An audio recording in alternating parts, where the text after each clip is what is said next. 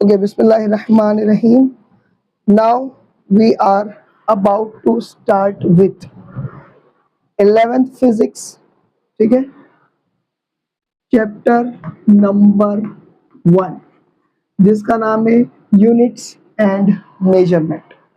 इसमें हम सबसे पहले 1.1 शुक्र अल्हम्दुलिल्लाह 1.1 शुरू करेंगे। ठीक है, अभी ध्यान से सुनिए। यूनिट्स एंड मेजरमेंट बोला है, उसके 1.1 में पहली लाइन में इसने क्या बोला है कि फिजिक्स इज क्वांटिटेटिव साइंस। देखो वही बोला है, क्वांटिटेटिव। क्वांटिटेटिव का मतलब होता है क्वांटिटी, यानी फिजिक्स के जरिए से हम वेरियस क्वांटिटी पता कर सकते हैं। क्वांटिटी मतलब गिनती, गिनती समझ में आया।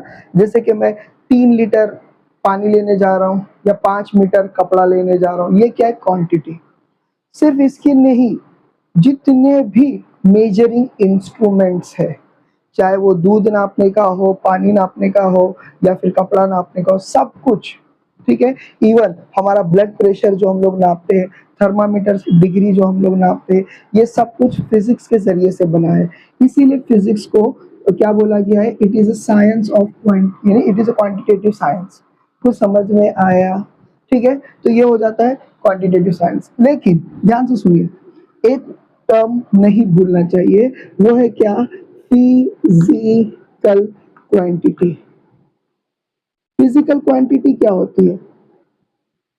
तो याद रखो आप बोलो, ऐसी चीज जो मेजरेबल है, जिसको गिना जा सके, उसे कहेंगे फिजिकल क्वांटिटी। ऐसी क्वांटिटी जिसे गिना जा सके, जैसे कि हम लोग अंडे गिन सकते हैं, बराबर, चावल गेहूं गिन सकते हैं इन टर्म्स ऑफ केजी। समझ में आ गया? पानी गिन सकते हैं इन टर्म्स ऑफ लीटर्स। समझ में आ गया? तो ऐसी चीज जिसे गिना जा सके उसे कहेंगे फिजिकल क्वांटिटी। लेकिन अगर मैं ये बोलता हूँ आज मैं बहुत खुश हूँ, मेरी खुशी को हम लोग गिन सकते हैं, तो it is not a physical quantity. मैं बहुत गमगीन हूँ, दुखी हूँ, तो क्या ये फिजिकल क्वांटिटी है? ये फिजिकल क्वांटिटी नहीं है। समझ में आ गया? जिस चीज को भी गिना जा सके वो होता है फिजिकल क्वांटिटी, और फिजिकल क्वांटिटी को ही फिजिक्स में गिना जाता है। समझ में आया? इसलिए उसे कहते हैं physics is a quantitative science. बोलो समझा कि नहीं समझा? समझ में आ गया? ऐसी चीज जिसे गिना जा सके, मेजर किया जा सके, चाहे वो बीपी हो, टेम्परेचर हो, है ना, तो ये सारी चीजें क्या है? इसे कहते हैं फिजिकल क्वांटिटी। और ये सारे इंस्ट्रूमेंट्स फिजिक्स में ही बनाए जाते हैं। क्यों? ताकि उससे मेजर किया जा सके। समझ में आ गया? ठीक है। हाँ, measurement. What is a measurement? ये भी हम लोगों को याद रखने का है। What is measurement? इसका पूरा समरी मैं लास्ट में करूंगा। लास्ट में मतलब अभी थोड़ी देर में। पहले ये समझो व्हाट इज मेजरमेंट। मेजरमेंट मतलब क्या? मेजरमेंट मतलब कंपैरिजन। कंपैरिजन। अभी देखो तराजू देखे हो आप लोगों ने? तराजू में आपको सपोज करो 2 किलो कुछ तो भी चाहिए, चावल चाहिए, तो 2 किलो का यहाँ बट्टा रखते हैं, तो ये नीचे चला जाता है, और जिसमें चावल रखना है वो ऊपर हो जाता है, क्योंकि वो खाली है। अब जैसे जैसे उसमें चावल भरेंगे तो क्या हो जाएगा? ये और ये इक्वल हो जाएंगे। इक्वल हो गए मतलब what we are doing? We are actually comparing. तो याद रखो, फिजिकल क्वांटिटी को एक स्पेसिफिक चीज से कंपेयर करते हैं, उस स्पेसिफिक चीज को बोला जाता है यूनिट। कुछ समझा? जैसे कि मैं कपड़ा ले रहा हूं, तो मैं एक मीटर वाली स्केल से उसको कंपेयर करूंगा। मीटर की स्केल इतनी है, ये सपोज करो ये टेबल जितनी है, तो मैं एक कपड़ा यहाँ से लेके यहाँ तक कंपेयर करूंगा। एक्चुअली मैं क्या कर रहा हूँ? मैं मेजरमेंट कर रहा हूँ, लेकिन कंपेयर कर रहा हूँ। समझ में आया? इस टेबल की लेंथ इस कपड़े से, तो मुझे समझ में आएगा ये एक, समझ में आ रहा है कि ये 1 मीटर जितना कपड़ा है। तो याद रखो, फिजिकल क्वांटिटी को किसी के साथ मेजर किया जा सकता है, उस मेजरमेंट को या उस, यानी कंपेयर किया जा सकता है। मेजर किया जा सकता है मतलब कंपेयर किया जा सकता है। हाँ, मेजर किया जा सकता है मतलब क्या? कंपेयर किया जाता है। ये कंपैरिजन किसके साथ करते हैं? With certain specific unit. अब ये यूनिट क्या है? याद रखो, यूनिट मतलब क्या? ऐसी देखो, जैसे मैं यहाँ पर लिख कर बताता हूँ, जैसे मेरा वजन है 50 केजी। 50 इज अ क्वांटिटी, कि ये कितना है। केजी इज अ यूनिट, ये यूनिट इंटरनेशनली डिसाइड हुई है।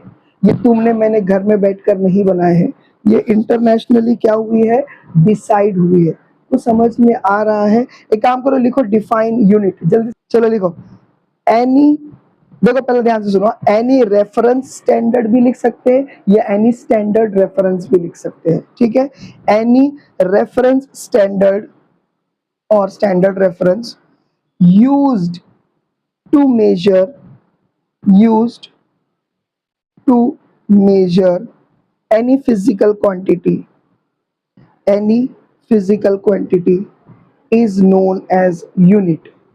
फिर से बोलता हूँ, any reference standard used to measure any physical quantity is known as unit। बोलो समझा, ठीक है। अब दूसरा लिखो, व्हाट इज फिजिकल क्वांटिटी या डिफाइन फिजिकल क्वांटिटी। दूसरा लिखो, डिफाइन फिजिकल क्वांटिटी। तो याद रखो, फिजिकल क्वांटिटी क्या होता है, any material, any material which could be measured, any material which could be, लिख चुके आप, any material which could be measured physical is known as physical quantity. तो 1.1 में क्या क्या दिया है, 1.1 में आपको बोला गया है कि physics is a quantitative science, ठीक है। क्यों, क्योंकि वो फिजिकल क्वांटिटी को मेजर करने में हेल्प करता है, या उसमें मेजर किया जाता है, फिजिक्स में मेजर किया जाता है किसको, फिजिकल क्वांटिटी। तो व्हाट इज फिजिकल क्वांटिटी, ऐसी चीज जिसको मेजर किया जा सके, ठीक है। मेजर करेंगे तो मेजरमेंट का मतलब क्या, मेजरमेंट मतलब कंपैरिजन। कंपैरिजन किसके साथ, किसी एक क्वांटिटी का किसी स्पेसिफिक चीज के साथ, उसका नाम है क्या, यूनिट। ये यूनिट हमने डिसाइड नहीं किए, ये इंटरनेशनली डिसाइड हुई है। और इसका एग्जांपल क्या है, जैसा 50 केजी, तो 50 क्या है, क्वांटिटी है, और आगे उसका यूनिट रहता है। जैसा मैंने लिख दिया 2 दर्जन, 2 क्या है, क्वांटिटी है, लेकिन दर्जन क्या है, ये उसका यूनिट है। समझ में आया। 1.1 यहाँ पर खत्म होता है, ठीक है। अब आता है 1.2, ठीक है। समझ में आ रहा है क्या, हाँ। अब दूसरा आता है क्या, 1.2। अब याद रखो 1.2 में क्या दिया हुआ है, सिस्टम ऑफ यूनिट्स, ये टॉपिक का नाम है। तो याद रखो, जैसे कि वेरियस सिस्टम ऑफ यूनिट्स होता है, जैसे कि CGS सिस्टम होता है, फिर उसके बाद MKS सिस्टम होता है, फिर उसके बाद FPS सिस्टम होता है, बराबर है। ये 3 चीज बोला है, ठीक है। अगर आप गौर करेंगे, ध्यान से सुनो, ये क्या है, ये डिस्टेंस नापने के लिए या लेंथ नापने के लिए, मैं बताता हूँ, हाँ। और ये क्या है, ये मास या वेट नापने के लिए, ठीक है। और ये क्या है, टाइम नापने के लिए। अब देखो क्या हो जाता है, एकदम सिंपल, CGS सिस्टम। जब कभी भी आपको लेंथ नापना है या मापना है, लेंथ नापना या मापना है, तो याद रखो उस टाइम पे आपको इसको सेंटीमीटर में नापना है। तो जो अपनी स्केल होती है इतनी से 10 या 15 सेंटीमीटर की होती है, तो ये कुछ कुछ कंट्रीज में ये यूज होता था पहले। समझ में आया, सेंटीमीटर। अगर आपको मास या फिर उसका वेट मापना है, तो आपको इसको ग्राम में, किसमें, ग्राम में मेजर करना होता है, ठीक है। ऐसा होता था। और टाइम को किसमें, सेकंड्स में मेजर किया जाता था। फिर दूसरी कंट्री में दूसरा तरीका था, वो क्या था, MKS सिस्टम। अगर आपको लेंथ नापना है तो आप किस में नापोगे, मीटर में मापोगे। अगर आपको वेट या वो नापना है तो क्या करेंगे, तो याद रखो किलो, हाँ, मास को ना किलोग्राम में नापेंगे। और टाइम को तो खैर सब जगह पे सेकंड्स में ही वो करते हैं। तीसरा तरीका है FPS सिस्टम, जिसमें आप लेंथ को किससे नापेंगे, फुट, 1 फुट 2 फुट या फीट बोलेंगे तो भी चलेगा, ठीक है। दूसरा होता है क्या, मास या वेट। मास या वेट किस में नापेंगे, हाँ, पाउंड्स में नापेंगे, समझ में आया, 1 पाउंड 2 पाउंड वगैरह इसमें नापेंगे। और तीसरा जो है टाइम, जो ये सेकंड्स में नापेंगे। एनीवे तो ये सारा सिस्टम था, ठीक है, कब तक, टिल 1970 तक। लेकिन 1971 में देखो क्या हो जाता था, बहुत कंफ्यूजन होता था कि अपनी अपनी कंट्री में हर कोई अपना अपना सिस्टम तो चला रहा है, लेकिन इंटरनेशनली जब अलग अलग कंट्रीज के लोग एक जगह जमा होते थे और किसी एक मुद्दे पर बात करते थे, तो पता चलता था कि भाई मेजरमेंट या हमारे यूनिट्स में तो जमीन आसमान का फर्क है। कोई बोलता था नहीं सेंटीमीटर, को बोलता था नहीं किलोमीटर। तो बहुत कंफ्यूजन होता, तो सबने क्या बोले, भाई ना तेरा ना मेरा, एक काम करते हैं अपन सब डिसाइड करते हैं मिलकर कि किसी एक के ऊपर हम लोग चलेंगे। समझ में आया। वो कब डिसाइड हुआ भाई, वो डिसाइड हुआ इन ईयर 1971 में। और देखो कोई एक कॉन्फ्रेंस हुई थी, general conference of weights and measurement, ठीक है ना, लास्ट के पैराग्राफ में दिया है, लेफ्ट हैंड साइड में लास्ट के पैराग्राफ में ऊपर से तीसरी लाइन में दिया है, दिख रहा है, ठीक है, जनरल कॉन्फ्रेंस ऑफ वेट्स। इसका इसके अंदर डिसाइड हुआ कि भाई काम करते ये सबको छोड़ो, अपुरे ना सब लोग एक कॉमन चीज नापते हैं, यानी वो फॉलो करते हैं। और आज के जमाने में MKS सिस्टम को जो है माना जाता है, ठीक है, लेकिन इसको MKS सिस्टम नहीं बोलते, उसको बोलते हैं SI यूनिट। SI को ऐसा भी पढ़ सकते हैं, सिस्टम इंटरनेशनल, उल्टा भी पढ़ सकते हैं, इंटरनेशनल सिस्टम। समझ में आया, सिस्टम इंटरनेशनल या international system is nothing but MKS, क्योंकि वो ये रूल फॉलो करती है, ये रूल फॉलो करती है कि अगर आपको लेंथ नापना है तो मीटर में नापिए, वेट या मास तो वो किलोग्राम में, ठीक है, वेट नहीं बोलेंगे एक्चुअली मास बोलेंगे, क्योंकि वेट का न्यूटन होता है और टाइम का जो होता है वो क्या होता है, सेकंड्स होता है। तुम लोग को ये समझ गया। लेकिन इसको MKS क्यों नहीं बोलते हैं, क्योंकि SI यूनिट में सिर्फ ये 3 नहीं और भी दूसरे चीजें ऐड किया गया है। अब ऐड किया गया तो ये MKS सिस्टम से थोड़ा अलग हो गया, इसीलिए उसको SI यूनिट बोलते हैं। और दूसरा रीजन ये भी है कि इंटरनेशनली इसको एक्सेप्ट किया गया है, समझा। लेकिन अभी भी बहुत सी कंट्री में बहुत से लोग अपने अपने हिसाब से, कन्वीनियंस के हिसाब से अलग अलग मेथड यूज करते हैं, लेकिन इंटरनेशनली MKS सिस्टम चलता है, इसको SI यूनिट बोलते हैं। इतना समझ गया, समझ गया। तो यहाँ पर उसके बारे में बोला गया है। अब शुरू होता है 1.2.1, हटा दो ये, समझ गया ना ये, ठीक है, ये मास होगा, फाइन। अब होता है शुरू क्या, 1. ठीक है, अभी शुरू होता है 1.2.1, ठीक है। अभी देखो इसमें बोला गया है फंडामेंटल क्वांटिटीज एंड यूनिट्स। देखो ध्यान से सुनो, what is fundamental quantity. Fundamental का मतलब होता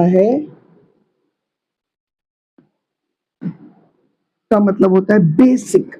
फंडामेंटल का मतलब क्या होता है, बेसिक। जैसे कि ABCD सीखना इंग्लिश की फंडामेंटल लैंग्वेज है या फंडामेंटल प्रिपरेशन है। समझ में आ गया। अगर हम लोग समझ में आ गया, अगर हिंदी मराठी सीख रहे अ आ इ ई उ जिसको 12 खड़ी कहते हैं, वो उसकी फंडामेंटल है, शुरुआत है, बिगिनिंग है। अलिफ बे ते हम लोग अरबी में सीखते हैं, वो हमारा फंडामेंटल। फंडामेंटल मतलब एकदम बेसिक, इससे नीचे और कुछ भी नहीं। हाँ, इससे बनती है फिर क्या, लैंग्वेजेस। समझ में आया। तो याद रखो फंडामेंटल यूनिट्स यानी ऐसे यूनिट्स जो किसी और से नहीं बने हैं, किसी और से नहीं बने, वो सबसे बेसिक है, वो सबसे शुरुआती है, इसके आगे कोई नहीं। इसके बाद इन लोगों के बेस पे दूसरी चीजें बनी है। बोलो समझा। जैसा अलिफ बे ते से पूरा कुरान शरीफ बना है, ऐसा अपन बोलेंगे, बराबर है। लेकिन बेसिक क्या है, अलिफ बे ते। जैसा इंग्लिश में ABCD, समझ में आ गया। बेसिक को बोलेंगे फंडामेंटल यूनिट। बोले क्या, समझा। फंडामेंटल यूनिट्स फिजिक्स में कितने हैं, 7।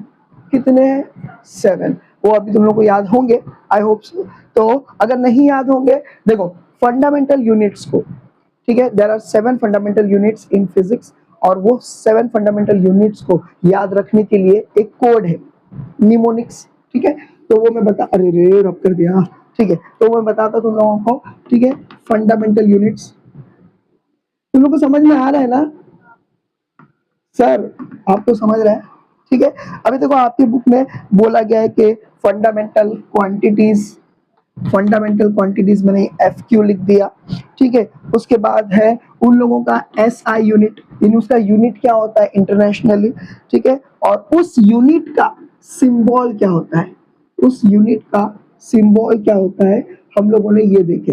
ठीक है। तो ये ऐसा बताया गया है। अभी आपको देखते हैं। ठीक है। हमें सिंबल सिंबल को कम जगह देना चाहिए था। ठीक है। देखो फंडामेंटल क्वांटिटी कैसा याद रखेंगे, ध्यान से देखो। इसमें सीक्वेंस मायने नहीं रखता है, तो इसलिए मैंने उसको बनाया PEL। क्या हो गया? तेल। सर में बाल में डालते ना, तेल। ठीक है। MAT, मत। तेल मत ले, तेल मत ले। समझ आया? किसी का तेल पड़ा है, आप लेने जा रहे हैं, तो ऐसा समझो किसी ने बोला तेल मत ले। समझ में आ गया? जहां पर याद रखो टी से आता है सपोज टेम्परेचर, बोलो समझा? टेम्परेचर। ठीक है। ई से आता है क्या ये? हाँ हाँ, इलेक्ट्रिक करंट है ना, इलेक्ट्रिक करंट। ठीक है, फिलहाल ऐसा लिखा। ठीक है। एल से आता है ल्यूमिनस इंटेंसिटी। ठीक है। एम से आता है मास। ठीक है।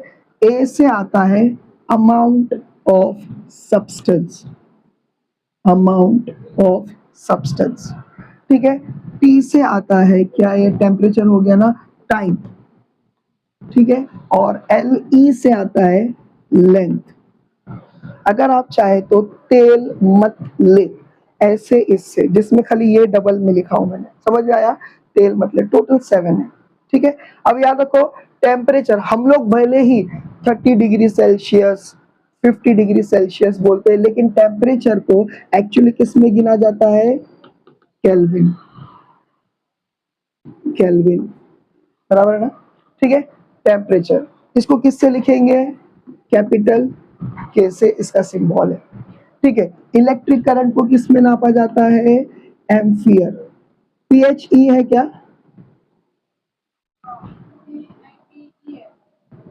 हाँ, एम्पियर। ठीक है। एम्पियर इसको किससे लिखेंगे? कैपिटल E से। ठीक है। ल्यूमिनस, देखो ल्यूमिनस वर्ड का मतलब होता है लाइट, रोशनी बोलेंगे तो भी चलेगा। ठीक है। तो याद रखो लुमिनस का जो सिंबल सॉरी यूनिट है कैंडेला। क्यों? इट वाज, यानी पुराने जमाने में लाइट के फॉर्म में रात में क्या करते थे? कैंडल जलाते थे, तो कैंडल से रोशनी होती थी, इसीलिए उसको नाम दे दिया गया है कैंडेला। और इसको C कैपिटल और D स्मॉल।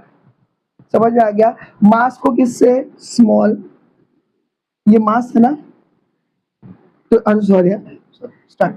मास को किससे? किलोग्राम से, किलोग्राम से। बोलो समझा?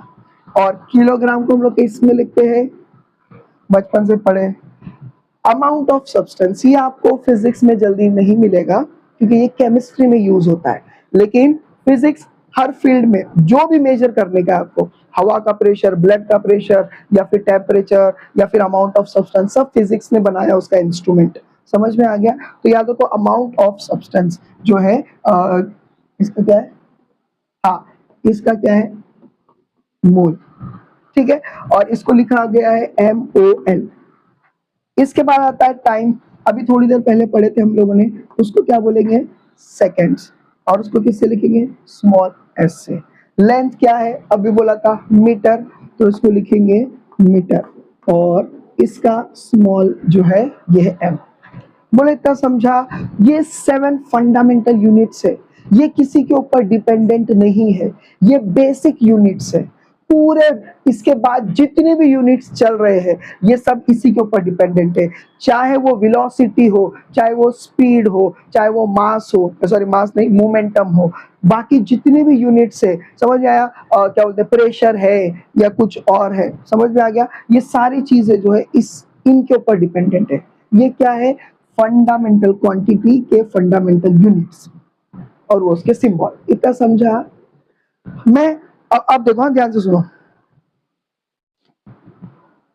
अब इनके ऊपर जो डिपेंडेंट रहते हैं, ठीक है, इनके ऊपर जो क्वांटिटी डिपेंड रहती है, और उस क्वांटिटी को क्या बोलते हैं, याद रखो, डिराइव्ड क्वांटिटीज।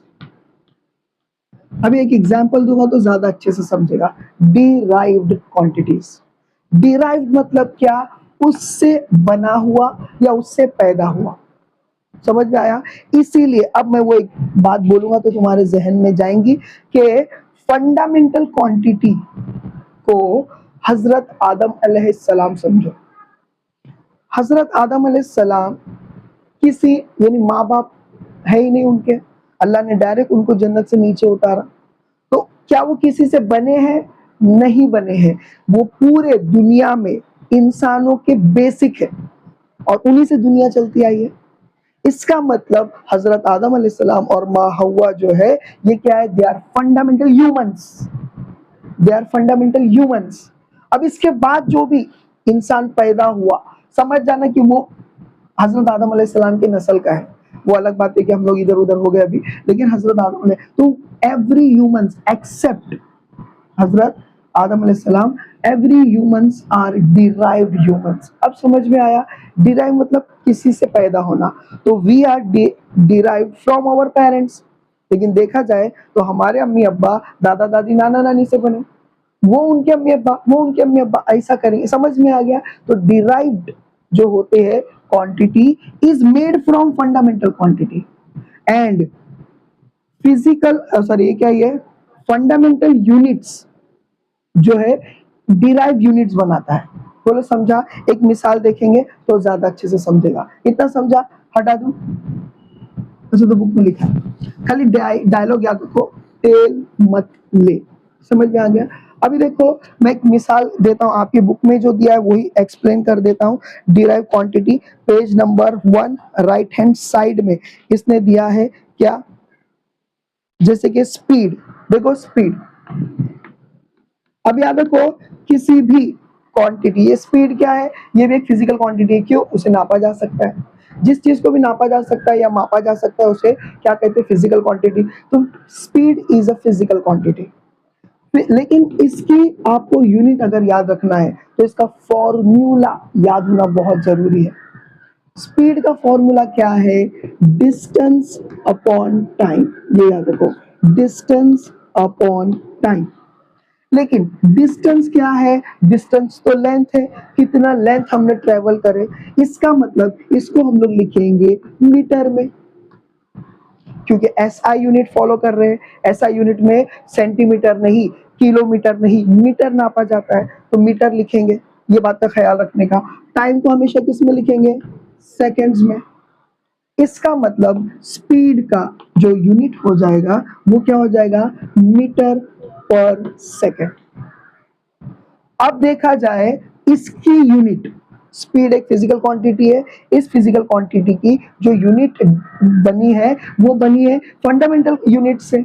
इसीलिए इसके यूनिट को क्या कहा जाएगा, डिराइव्ड यूनिट।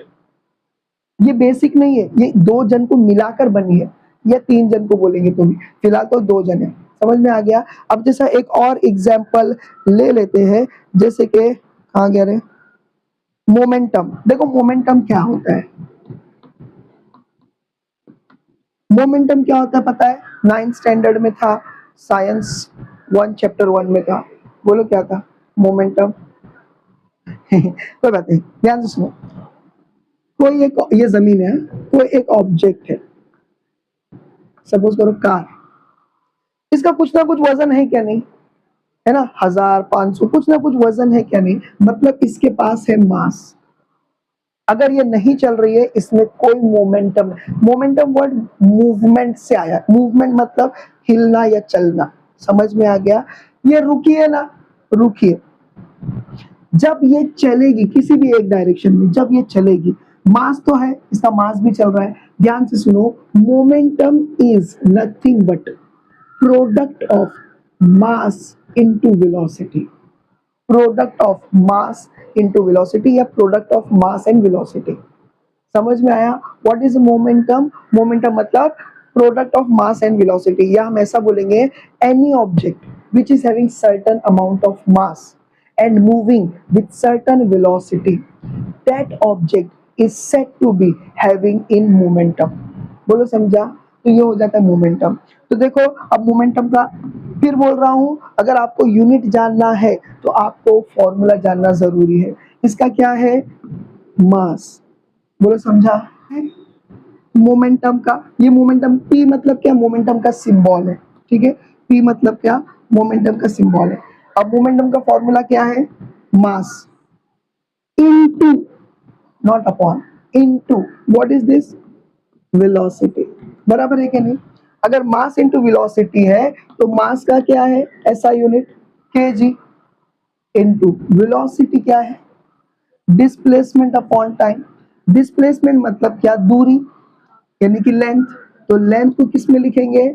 मीटर में लिखेंगे, अपॉन टाइम क्या है? सेकेंड्स।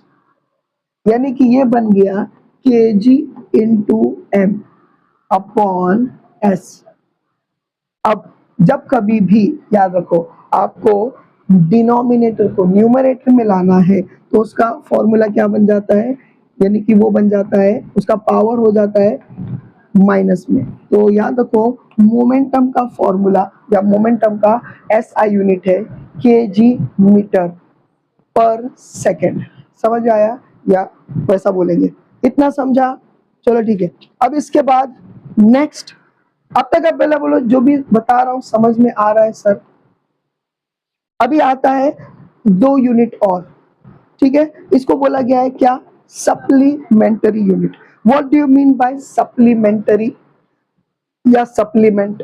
बोलो जल्दी से, ध्यान से देखो। आप जब पेपर लिखते हो एग्जामिनेशन में, उस वक्त आप सप्लीमेंट मांगते हो। कब मांगते हो? जब आपका मेन आंसर शीट खत्म हो जाता है, लिखने के लिए और जगह नहीं बचती है, लेकिन आपको और लिखना है, तो आप सप्लीमेंट लेते हो, एडिशनल। याद रखो कई जमाने तक वो जो 7 फंडामेंटल यूनिट्स है ना, जिसको हम लोग तेल मतले, पूरी दुनिया वही करती थी, वही फॉलो किया और वो अभी भी चलते हैं। लेकिन कुछ सालों के बाद इन लोगों को पता चला कि भाई एंगल से रिलेटेड भी 2 फंडामेंटल यूनिट्स है, एंगल से रिलेटेड। समझ में आया? तो इन लोगों ने क्या करे, इन लोगों को उसमें फंडामेंटल बोल के 9 नहीं कर दिए, 7 का 9 नहीं किए। क्या बोले, इन लोग को अलग से नाम दे दो, सप्लीमेंटरी। अब समझा? समझ में आया? तो याद रखो ये भी फंडामेंटल यूनिट्स ही है रिलेटेड टू एंगल, लेकिन उसको बहुत सालों बाद लोगों को इसकी जरूरत पड़ी या पता चला कि भाई ये भी फंडामेंटल यूनिट्स है, तो इसीलिए उन लोगों ने क्या करे, सप्लीमेंटरी नाम देती है। इतना समझा? जरा कैमरा देख लो। लोग देखेंगे क्या दो क्या ये सप्लीमेंटरी यूनिट, देखो एक का नाम क्या है, मैं दोनों को एक साथ पढ़ा देता हूँ, ठीक है। देखो दोनों भी एंगल से रिलेटेड है। एंगल मतलब समझा? जो हम लोग ट्रायंगल के अंदर एंगल ढूंढते हैं, किसी भी शेप में एंगल ढूंढते हैं, इवन सर्कल में भी एंगल ढूंढते हैं, है ना। तो अगर पूरा सर्कल हो गया तो 360 डिग्री बोलते हैं अपन। तो एनीवे ये एंगल से रिलेटेड है। अब ध्यान से सुना, एक होता है प्लेन एंगल, बराबर है, ये GLE है ना, ठीक है। और दूसरा होता है क्या, सॉलिड एंगल। स्टार्ट। इसका डिस्टिंग्विश भी हो जाएगा, साथ ही साथ दोनों पॉइंट एक साथ हो जाएंगे। स्टार्ट। सबसे पहला इसका फॉर्मूला क्या, फॉर्मूला नहीं सॉरी, इसका सिंबल क्या है? जैसा हम लोगों ने बोले थे ना किलोग्राम का केजी है, तो वैसा इसका सिंबल है डी थीटा। क्या है? D theta. जबकि इसका सिंबल है डी ओमेगा। समझ में आया? वेर डी मतलब क्या? डी मतलब slight change, rate of change बोलेंगे तो भी चलेगा, या स्लाइट चेंज, इसको डेरिवेटिव्स वगैरह बोलते हैं मैथ्स में। समझ में आ गया? तो ये इसका सिंबल है। ये क्या है? इसका सिंबल है। बोलो समझा? ये इसका सिंबल है, सिंबल है, ठीक है, हो गया। दूसरा, दूसरा ये किस पे एप्लीकेबल होगा? याद रखो ये 2D पर एप्लीकेबल होगा और ये 3D पर एप्लीकेबल होगा। 3D मतलब अभी तुम लोग को समझेगा नहीं, ध्यान से देखो। उफ, देखो ये क्या है, ये सर्कल है, ये सर्कल चपटा है, चपटा है ना, चपटा, इसको बोलेंगे 2D यानी 2 डायमेंशन।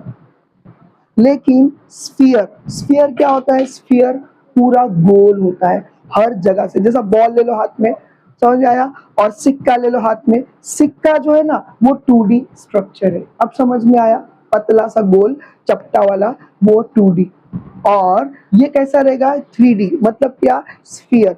तो याद रखो, अगर स्फीयर से रिलेटेड एंगल के बारे में अगर यूनिट वगैरह जानना है तो सॉलिड एंगल रिफर करना पड़ेगा, बोलो समझा। और ये 2D के लिए क्या है, प्लेन एंगल है, इतना समझा तो ये याद रखो। इसके बाद इसका फॉर्मूला देखो, इसका फॉर्मूला, किसका, प्लेन एंगल का फॉर्मूला क्या है, ठीक है, देखो डी थीटा, ठीक है, इज इक्वल टू, अभी इसको समझाना पड़ेगा, यहाँ ध्यान दो, ये ना ये एक सर्कुलर पाथ है, सर्कुलर रास्ता है, उसके ऊपर कोई तो एक पॉइंट ए पर खड़ा है। नेचुरली हम लोग जब सर्कल रिफर करते हैं तो जल्दी से उसका रेडियस हम लोग बना देते हैं, ये उसका रेडियस है। ये इंसान ए से लेकर पॉइंट बी तक चला, ठीक है, अब ये इसको मैंने वापस से जोड़ दिया, अब बीच में कुछ ना कुछ एंगल सबटेंड हुआ, सबटेंड का मतलब होता है टू मेक, ठीक है, इट इज मेकिंग या it is subtending certain angle, मतलब क्या, it is making certain angle, ठीक है, तो ये एक एंगल सबटेंड हुआ। अब हम लोग ये चपटा गोल रास्ता है, तो ये नेचुरली हम लोग किसके लिए जाएंगे, प्लेन एंगल के लिए जाएंगे। प्लेन एंगल का जो है वो क्या है, सिंबल डी थीटा, लेकिन इसका फॉर्मूला क्या है, ध्यान से देखो, it is a ratio of, कभी भी याद रखो, पर पीईआर पर आया या रेशियो आया, समझ में आया तो समझ जाना अपॉन बोल रहा है, क्या बोल रहा है, अपॉन बोल रहा है, तो याद रखो हम लोग को क्या बोलना है, it is a ratio of, यानी अपॉन आने वाला है, लेंथ ऑफ एन आर्क, ये दिख रहा है, ये आर्क बना है, सीधी लाइन नहीं है, क्यों, क्योंकि सर्कुलर पाथ है, सर्कुलर पाथ है तो कर्व आएगा, उस कर्व को हम लोग आर्क भी बोलते हैं, आप लोग कंस्ट्रक्शन में बनाते होंगे, तो याद रखो इसको क्या बोलेंगे, लेंथ, ठीक है, of an arc, length of an arc, ठीक है, अपॉन रेडियस, अपॉन रेडियस, बोलो इतना समझा। ये इसका फॉर्मूला है जो आपको page number 2 left hand side पर दिया हुआ है, ठीक है। अब याद रखो ये जो है इसने इसको ds दिया है, S मतलब क्या, डिस्प्लेसमेंट, S मतलब क्या, डिस्प्लेसमेंट, D मतलब क्या, स्लाइट चेंज, यानी हल्का सा थोड़ा सा रास्ता तय किया, पूरा सर्कल नहीं घुमा, इसीलिए D बोला गया। D बोले तो क्या, रेट ऑफ चेंज या स्लाइट चेंज, तो हल्का सा डिस्प्लेसमेंट हुआ, इसके लिए ds दिया है। ये d थीटा तो खैर प्लेन एंगल का वो सिंबल है, r इज अ रेडियस, तुम लोग को समझा। ये इसका क्या है, फॉर्मूला। तो याद रखो चपटे वाले सर्कल के ऊपर अगर आपको प्लेन एंगल निकालना है तो क्या करेंगे, this angle is equal to length of an arc and ये, ठीक है। लेकिन अब इसका तीसरा हम लोग पढ़ेंगे, चौथा पढ़ेंगे उसका definition. Definition is based on the formula only, definition is based on the formula only. क्या बोलेंगे, ये क्या है, ये this is nothing but plane angle का सिंबल, तो बोलेंगे plane angle is nothing but या it is a ratio of, ratio मतलब upon, it is a ratio of length of an arc to the radius of a circle, बोलो समझा क्या, ये हो गया। तो ये चौथा जो है इसका हम लोग क्या बोलेंगे, डेफिनेशन, याद रखो चौथा क्या बोलेंगे इसका, डेफिनेशन। अरे इतना समझा कि नहीं, अब ध्यान से सुनो, मैं हटा दिया। डेफिनेशन के बाद पहले मैं इसको कंप्लीट कर देता हूँ। डेफिनेशन के बाद हम लोग पांचवा पॉइंट ये बोलेंगे कि भाई इसको हम लोग यूनिट क्या देंगे, ये क्या है, ये तो इसका सिंबल है, यूनिट क्या है, इसका यूनिट है रेडियन, रेडियन, और इसको और लिखते हैं RAD, RAD, देखो आपके बुक में लिखा है RAD, रेडियन, ठीक है। अब याद रखो जैसे कि हम लोगों ने फंडामेंटल क्वांटिटीज पढ़े थे, तो फिजिकल क्वांटिटी थी, उसका यूनिट का भी सिंबल था, ठीक है। तो याद रखो ये रेडियन है, इसको शॉर्टकट में ऐसा लिखते हैं, लेकिन इसका सिंबल कैसा रहता है, सी। सी जो है इज रिप्रेजेंटिंग द सर्कल, यानी सर्कल के बीच में का कुछ तो भी एंगल है, बोलो समझा।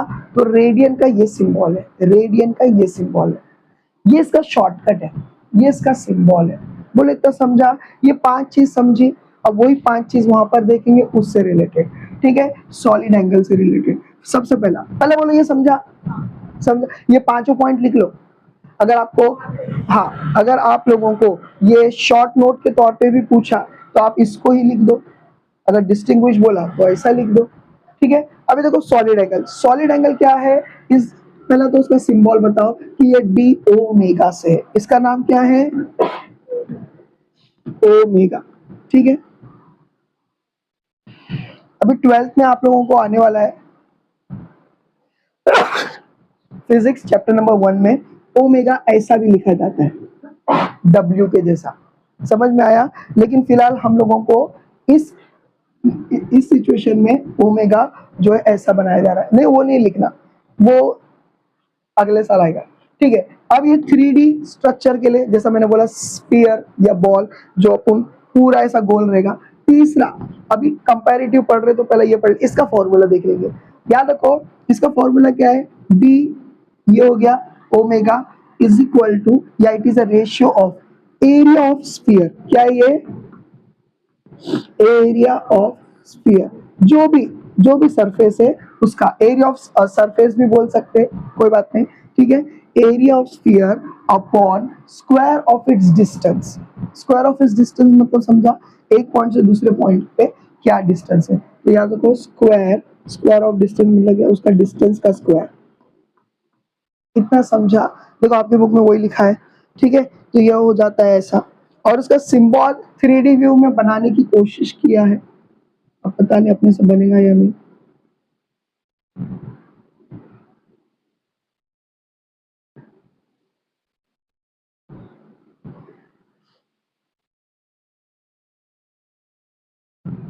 ऐसा करके कुछ बनाया, देखो फिजिक्स में डॉटेड लाइन मतलब क्या, इमेजिनरी लाइन है, हाँ। तो एनीवे, तो वो बार बार अगर हम देखेंगे तो इसको देख के एक बात याद आती है कि रमजान में हम लोग जो कलिंगड़ काट के निकाल के देखते थे ना, लाल है क्या नहीं, सेम वैसा ही दिखता है। तो ये जो एरिया है, ये जो एरिया जिसको मैं पिंक कलर से शेड कर रहा हूँ, ये एरिया जो है उसकी क्वांटिटी ऊपर आएगी, और ये जो लाइन से इस लाइन, यानी ये दूरी है ना, एक पॉइंट से इसकी दूरी, इस एरिया की दूरी, वो आ जाएगा क्या, as a square of a distance. अरे समझा कि नहीं, ठीक है। तो ये हो जाता है इसके बारे में। और चौथा चौथा क्या है, अच्छा ये हो गया, हाँ, इसका डेफिनेशन क्या है, definition will depends upon the formula. देखो वो क्या है, सॉलिड एंगल, ये क्या है, सॉलिड एंगल का सिंबल है, solid angle is the ratio of, ratio मतलब upon, is the ratio of area of sphere या एरिया ऑफ सरफेस, ठीक है, to the square of distance, समझ में आया, to the square of distance between them. बस इतना बोलेंगे तो भी चलेगा, क्योंकि ये डार्क बोल्ड में नहीं लिखा है, अपने ओन वर्ड्स में थोड़ा बोलने का मतलब चेंज नहीं होना चाहिए, इतना समझ गया। तो ये डेफिनेशन हो जाएगा। और पांचवी और आखिरी बात ये है कि इसका रेडियन में था प्लेन एंगल का, इसका है स्टी रेडियन, क्या बोलेंगे, टी रेडियन, और इसको लिखेंगे S R, not S R के ये क्या है एस आर, समझ में आ गया। तो ये हो जाता है क्या, एस आर। खैर खैर, ठीक है, मैं फिलहाल रुकता हूँ, और इंशाल्लाह कल हम लोग जो है इसके आगे पढ़ेंगे, और मोस्टली वो क्या रहेगा, लॉग, अगर नहीं तो इसके आगे का कंटिन्यूएशन, ठीक है। With this I and up with my today's lecture.